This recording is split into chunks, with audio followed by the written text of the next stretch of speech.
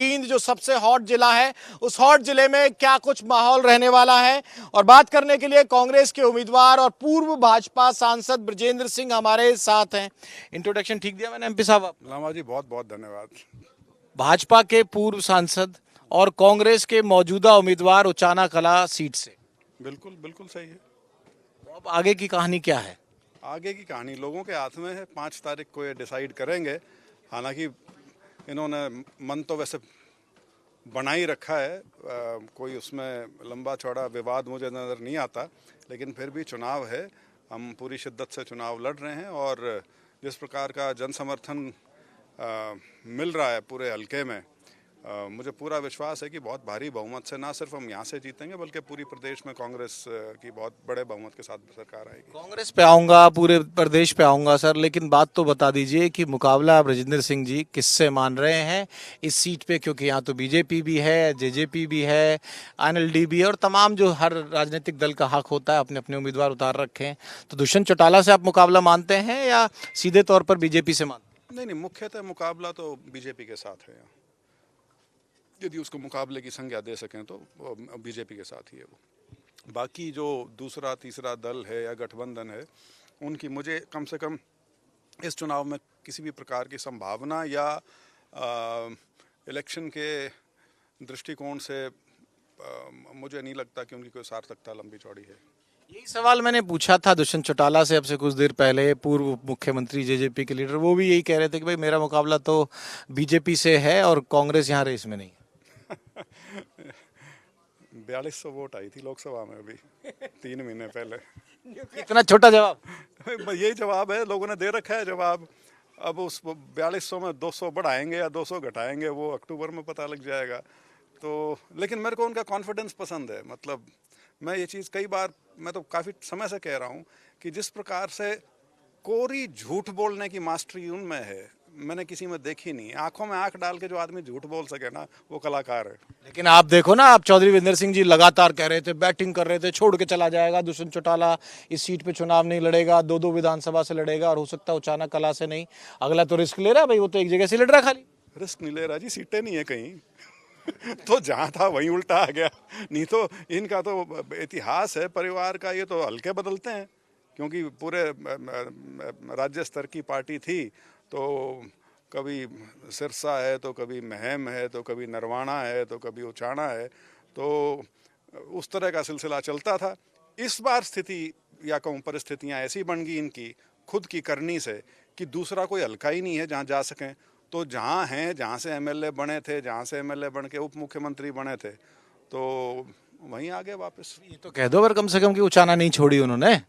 ना उचाना उन्होंने भले ही ना छोड़ी हो, लेकिन उचाना वाले उनको छोड़ चुके हैं। आज वन लाइनर दे रहे हो आप और तेड़े मार रहे हो। नहीं, जो जो सत्य है वो सत्य है। बल्कि मेरे को हैरानी इस बात की है कि हमारे सारे पत्रकार साथी उस पार्टी और उस व्यक्ति के बारे में ज़्यादा चर्चा करते हैं जिसकी इस इलेक्शन में भूमिका ही नहीं है। भाई हम तो सबकी करेंगे, मैं आऊंगा ना, बीजेपी पे भी आऊंगा, कांग्रेस पे भी आऊंगा, लेकिन भाई जो मौजूदा विधायक है उसको इग्नोर करके सवाल कैसे पूछे?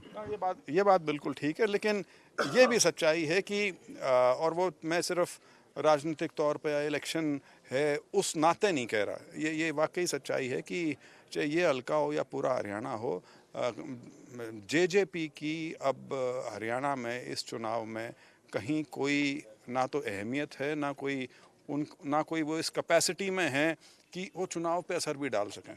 वो वोट काटने वाला हिसाब किताब भी नहीं है। त्रिकोणीय वो कह रहे हैं कि बन जाएगी, ट्रायंगल हो गए और उसमें जो दोनों राष्ट्रीय दल हैं उनको क्लियर बहुमत नहीं आएगा हरियाणा में इस बार। मुंगेरी लाल सपने देख सकते हैं, क्या उसमें बुरी बात क्या है।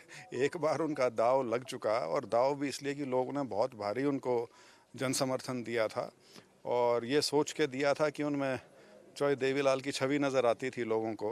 लेकिन जिस प्रकार से लोगों के विश्वास के साथ उन्होंने दगा किया है, एक आपके पत्रकार बंधु ही हैं जिन्होंने शब्द इस्तेमाल किया है लोक निंदा की। नाराज़गी तक तो ठीक होता है, कोई भी राजनीतिक दल हो या राजनेता हो उसको वापसी मिल सकती है, लेकिन जब कोई राजनेता लोक निंदा का पात्र बन जाए उसके बाद वापसी संभव नहीं होता। लोक निंदा किस वजह से? शुरुआत से ही सारा वोट जो मांगा था वो बीजेपी विरोध का वोट मांगा था, और एक हवा थी पूरे इलाके में 2019 में, वही हवा और उससे भी ज़्यादा हवा अब चल रही है।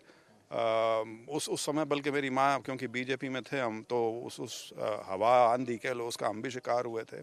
तो लोगों ने उनको बहुत बड़ा समर्थन दिया था, सिर्फ यहाँ से नहीं, एक ये पूरे इलाके से, ये 2-3 ज़िले जो हैं आपके, इनसे बहुत बड़ा उनको समर्थन मिला था, और वो समर्थन विशुद्ध तौर पे बीजेपी विरोध की वजह से मिला था। कह रहे मैं तो कांग्रेस के खिलाफ भी मांगी थी, मैंने तो इनेलो के खिलाफ भी मांगी थी, मुझे टैग क्यों करते हो आप लोग? नहीं, अब वो तो कुछ ही कहते रहे, यहाँ तो कांग्रेस थी ही नहीं, पिछले 2 चुनाव से कांग्रेस थी नहीं, कांग्रेस तो हमारे साथ चली गई थी सारी की सारी, अब उल्टी आ गई। अब कितनी सीट पे आ गई उल्टी? नहीं, सब पे यार, ये अब तो 90 की 90 सीटों पे कांग्रेस, खैर कांग्रेस कभी प्रदेश में तो उस तरह से नहीं गई थी, हाँ, लेकिन उछाना में बहुत कमजोर हो गई थी। हाँ, बिल्कुल। अब माहौल क्या देखते हैं? ब्रजेंद्र सिंह जो एक वरिष्ठ आईएएस अधिकारी रहे हैं, उनकी राजनीति का डेब्यू होता है, और डेब्यू के साथ ही उन्हें एक राष्ट्रीय पार्टी की टिकट मिलती है, और टिकट मिलने के साथ ही आप एक अधिकारी से रिटायर होकर या कहें वॉलंटरी वीआरएस लेकर एक सीधे सांसद बन जाते हैं। लेकिन जो आपका सबक रहा पूरा, वो किस तरह से रहा, और आप अब राष्ट्रीय राजनीति को छोड़कर प्रदेश की राजनीति में आ चुके हैं? देखिए, राष्ट्रीय और प्रदेश की बात नहीं है, मैं सही मायने में आप कहें तो राजनीति में मैं अब आया हूँ, क्योंकि राजनीति या राजनेता या लोगों का सही मायने में नुमाइंदा बनना तभी होता है जब आदमी लोगों के साथ एक बिल्कुल सीधा संवाद स्थापित कर पाए, और उसके लिए मेरे ख्याल से जो एमएलए का जो चुनाव है, उसकी एक बहुत अपनी अलग तरह की भूमिका है। अब मैं वैसे तो सांसद था यहाँ से, उछाना मेरी 9 विधानसभा जो पड़ती हैं मेरे हिसार लोकसभा क्षेत्र में, उसका एक हिस्सा था, लेकिन जो लोगों की यहाँ मुझसे उम्मीद थी कि मैं लोगों को यहाँ जानता हूँगा, पहचानता हूँगा, क्योंकि मेरे पिताजी यहाँ 50 साल से लगे हुए हैं सार्वजनिक जीवन में और राजनीतिक तौर पे, तो लेकिन वो नहीं था, क्योंकि मैं सीधा नौकरी से एमपी बन गया। एमपी का वो दायरा इतना बड़ा हो जाता है कि आप जिस तरह से लोग चाहते हैं वो कनेक्ट नहीं हो सकता एक लोकसभा सांसद का। वो लोकसभा सांसद जो पहले एमपी एमएलए रहा हो या ज़मीनी स्तर पे काम करके कभी लोकसभा पहुंचा हो, उसका मिलेगा, अन्यथा ये बहुत मुश्किल है, बहुत बड़ा इलाका हो जाता है। 18 बेबाक तरीके से कह रहे हैं कि भाई मेरे को तो फायदा ही है, मुझे नुकसान नहीं है, और मैं तो अच्छा मानता हूं कि मैं विधानसभा स्तर पर आ गया हूं। बड़ी साफ गोई से कह रहे हैं आप। इसका एहसास मुझे तब हुआ था जब वो एक हफ्ता मैं सोच रहा था, जब मेरे को लोकसभा की टिकट जब नहीं मिली थी, तो मैं सोचना तो शुरू हुआ था एक निराशा की दृष्टि से कि मेरे साथ हुआ क्या, लेकिन धीरे धीरे मुझे बात समझ में आई कि शायद ये मेरे लिए आगे का जो जीवन है, क्योंकि अब मैं राजनीतिक जीवन में ही रहना है और तो कोई रास्ता है नहीं, तो उसमें रहने के लिए सबसे जो ज़रूरी चीज़ है वो ये है कि आप लोगों में हों और लोग आपके साथ हों।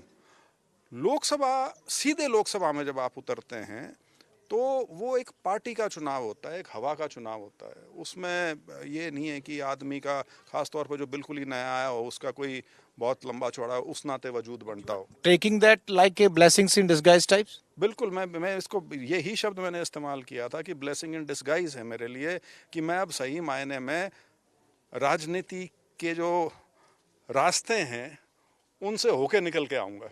तो आपकी टिकट कटवा किसने दी? उसका मलाल तो रहा होगा, चौधरी वीरेंद्र सिंह के कितने सीनियर लीडर हैं, आप भी सांसद थे, और ये एक बड़ी बात थी कि आप मौजूदा जो सरकार थी उसके राष्ट्रीय स्तर की पार्टी में मौजूदा सांसद होते हुए टिकटों की अनाउंसमेंट से पहले इसकी चर्चा बनी, और जिस दिन आपकी ज्वाइनिंग थी मल्लिकार्जुन खड़गे साहब पे घर, जिस दिन आपकी मुलाकात हुई उस दिन में था, और जो मंच लगा, तो फिर ये जब सब बातचीत हो गई थी तो फिर ये गच्चा कौन दे गया?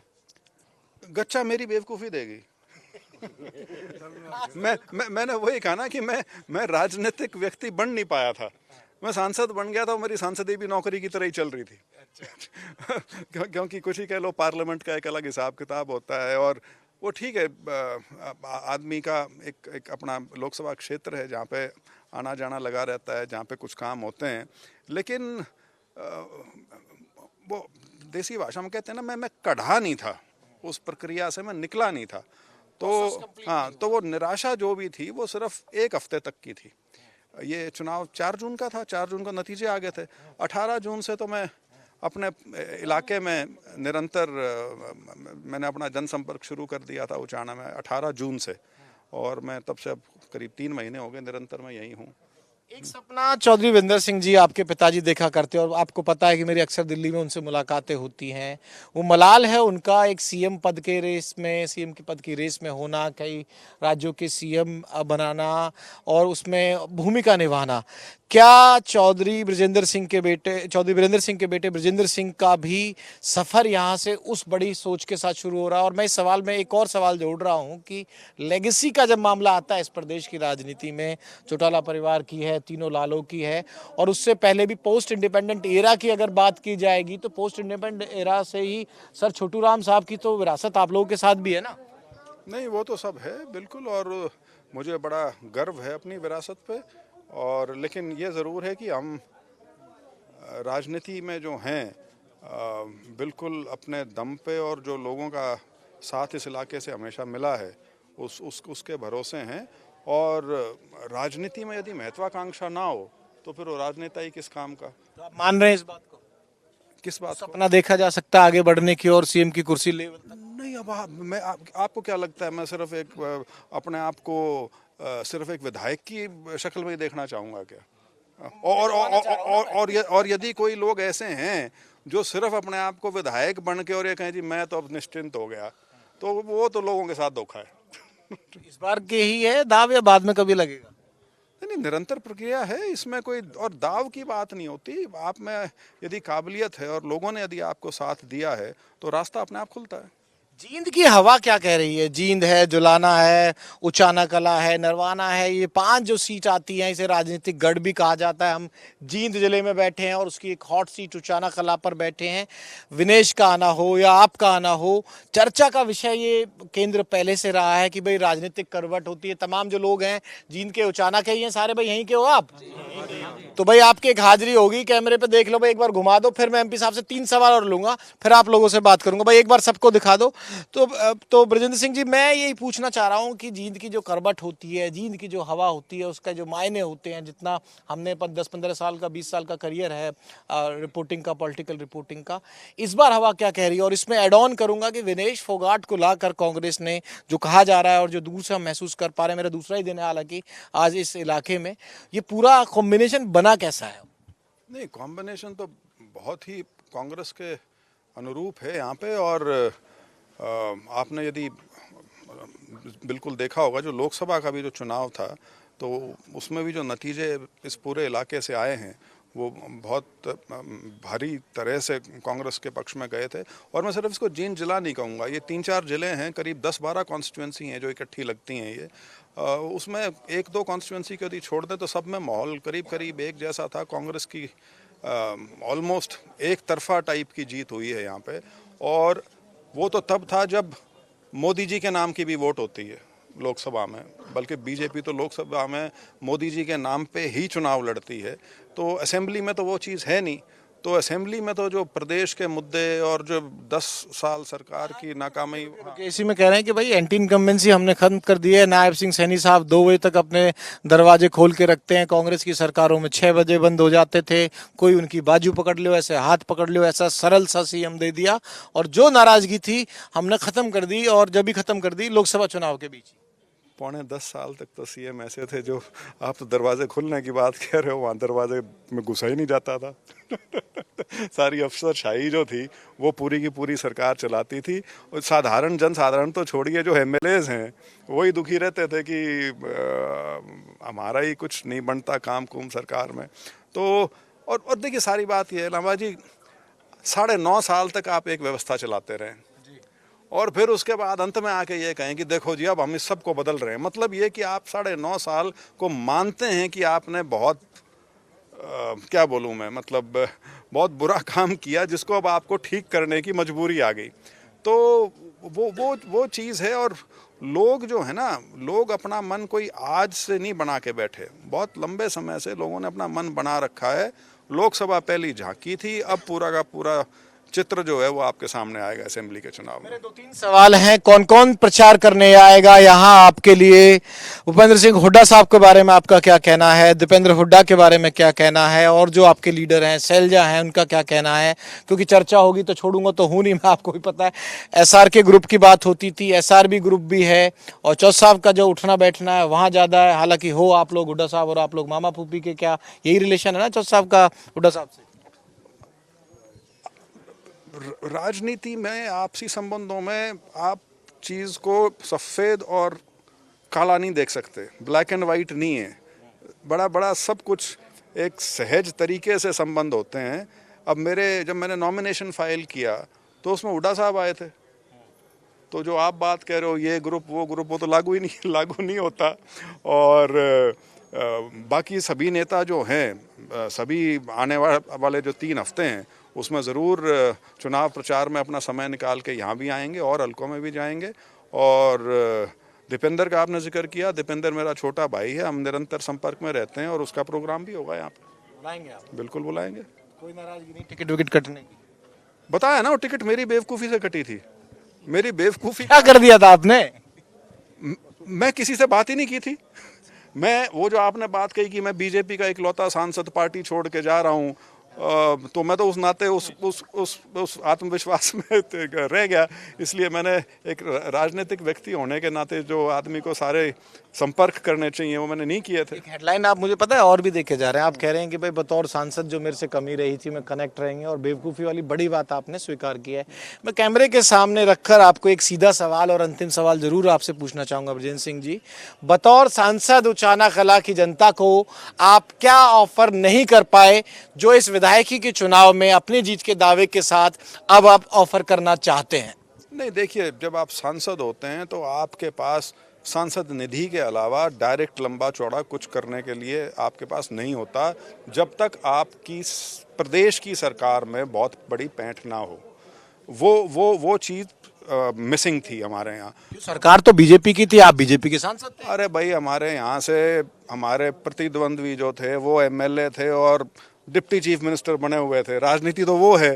तो मैं तो कई बार कहता हूँ कि मेरी तो जो लोकसभा सांसदी थी वो 3 महीने बाद ही आधी खत्म हो गई थी वो उचाना के विधानसभा चुनाव की वजह से।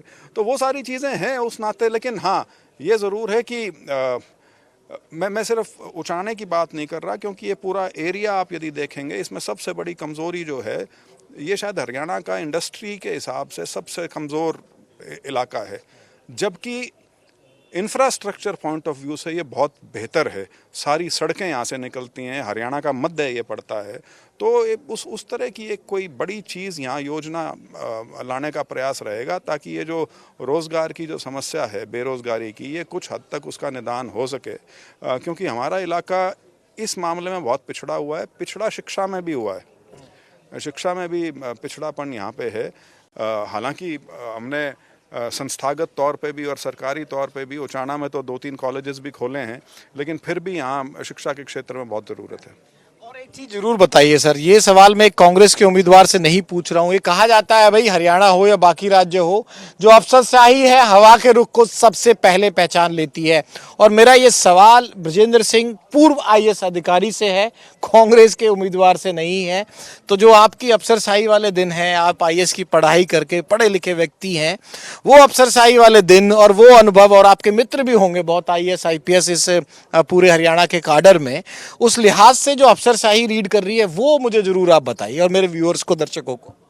नहीं, उसमें सिर्फ अफसरशाही नहीं है, तो सभी रीड कर रहे हैं अब। मतलब हरियाणा में बहुत बीजेपी विरोध की एक आंधी चल रही है और कांग्रेस के पक्ष में एक बहुत ज़बरदस्त माहौल बना हुआ है। इसमें अफसरशाही की कोई बात नहीं है। आप जनसाधारण से भी पूछेंगे तो आपको यही आवाज़ मिलेगी। What's your prediction on the seats में प्रेडिक्ट नहीं करता जी, मैं बिल्कुल उस तरह का ज्योतिष में विश्वास नहीं रखता। मैंने लोकसभा के समय कहा था कि कांग्रेस का हाथ भारी रहेगा। विधानसभा में के लिए मैं कह रहा हूँ कांग्रेस का हाथ बहुत ज़्यादा भारी रहेगा। अब वो सीट कितनी बनती हैं वो तो हमारे सारे सरकार बनाने का दावा कर रहा हूँ। नहीं, सरकार तो बनी बनाई है, बहुत बड़े बहुमत से बनेगी। अच्छा, बहुत बड़े बहुमत से बनेगी। शुक्रिया, बहुत साफ गोई के साथ बात की है। और मैं धन्यवाद कहूंगा, आपने कहा कि भाई बेवकूफ़ी मेरी थी, ये शब्द का कोई इस्तेमाल नेता जनता के लिए या किसी रिपोर्टर के लिए तो करता हुआ मैंने देखा है।